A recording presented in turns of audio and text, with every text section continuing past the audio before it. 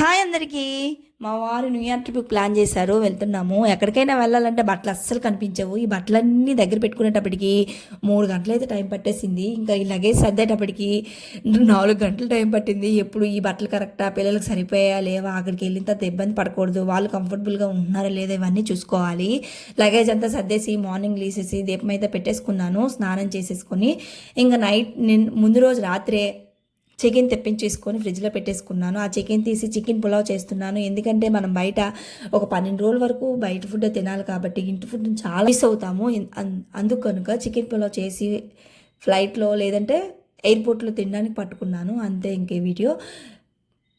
Chicken pulao ready అయిపోయింది. మేము ready అయ్యేలోగా మా పిల్లలకి స్నానాలు చేసి వచ్చేటప్పటిలోగా రెడీ అయిపోయింది. ఇంకా నేను ప్యాకింగ్ అయితే చేసేస్తున్నాను బాక్సుల్లో పట్టుకోవడానికి. అంతే ఇంక ఈ వీడియో. Bye bye.